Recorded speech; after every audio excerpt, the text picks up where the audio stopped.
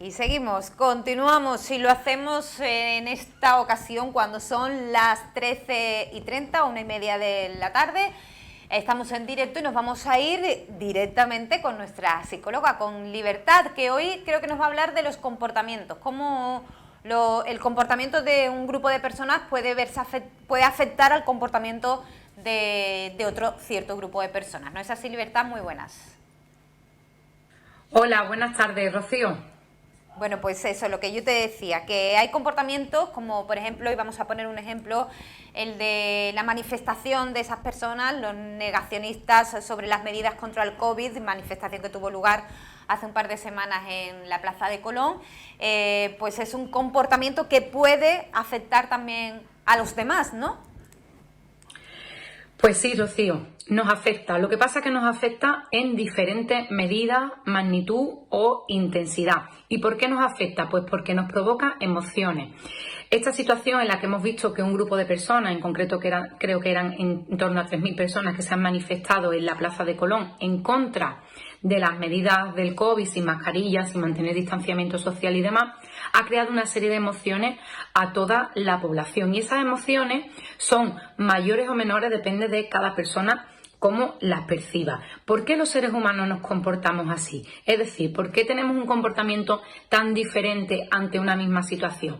Bueno, pues para explicar esto tenemos que echar mano o pedir ayuda de nuestros compañeros y compañeras, los antropólogos y antropólogas. Ellos son profesionales, científicos, que estudian al ser humano a lo largo de la historia y estudian las características físicas que tiene el ser humano y cómo se han comportado en la cultura, desde que el ser humano apareció hasta ahora.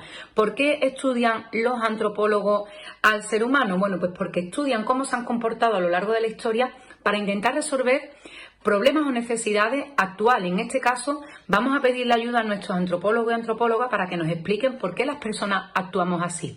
Y es que lo que nos dicen estos profesionales es que las personas convivimos en sociedad desde que empezamos a evolucionar y sobrevivir. Cuando el ser humano empezó a sobrevivir en tribu, empezamos a ver que siempre actuábamos en sociedad. Eso quiere decir que actuábamos en un agrupamiento de individuos que nos relacionábamos entre sí con una serie de normas, con una serie de culturas en un momento dado.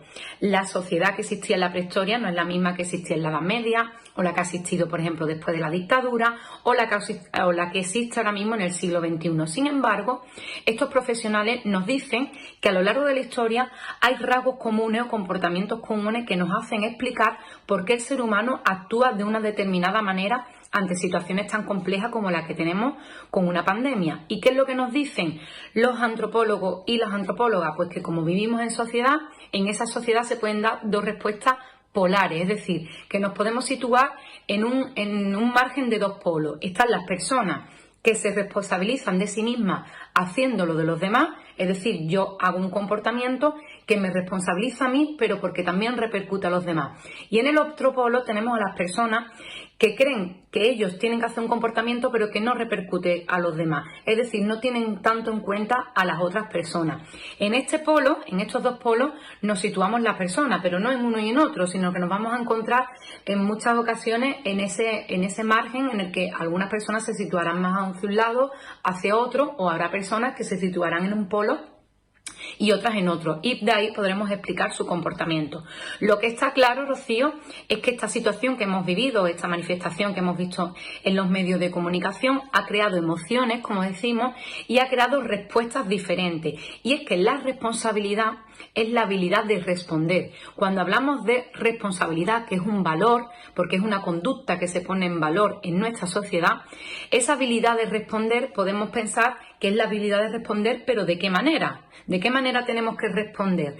Bueno, pues tenemos que responder en base a unas normas dictadas por la sociedad.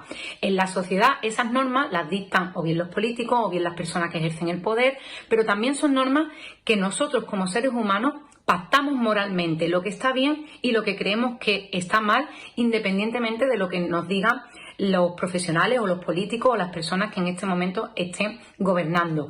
Sin meternos en temas políticos, Rocío, cuando nosotros tenemos la habilidad de responder, cuando somos responsables, tenemos la habilidad de responder en función de unas normas. Unas normas pactadas, como decimos, o bien por los órganos de gobierno o quien lleva el poder, o en este caso también por la moralidad de los seres humanos. Y ahí entra pues la discordia de las emociones que ha creado esta manifestación. Hay personas que pensarán que están en contra de la responsabilidad moral, están en contra de la responsabilidad legal, o que incluso algunas personas pensarán que sienten orgullo o sienten satisfacción porque están de acuerdo con esa manifestación.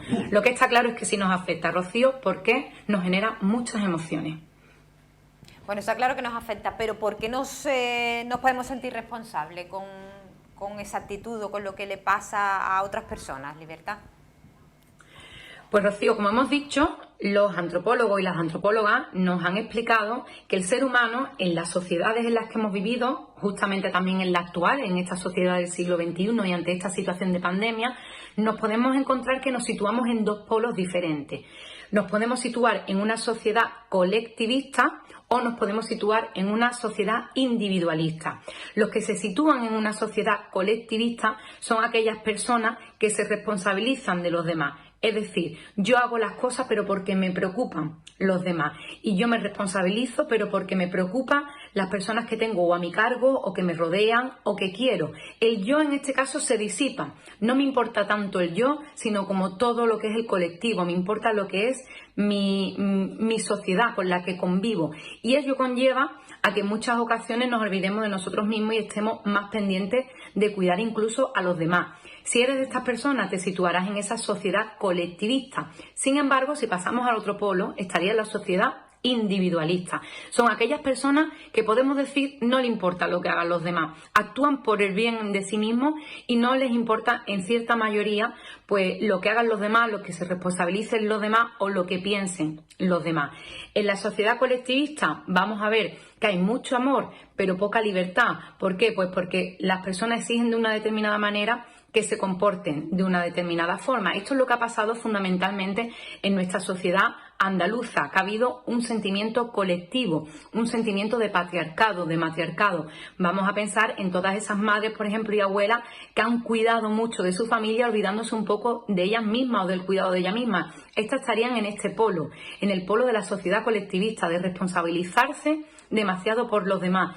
Y en el otro polo, en la sociedad individualista, están aquellas personas, como decimos, que tienen mucha libertad, pero reciben poco amor. Digamos que pueden sentirse en un momento aislados o marginados.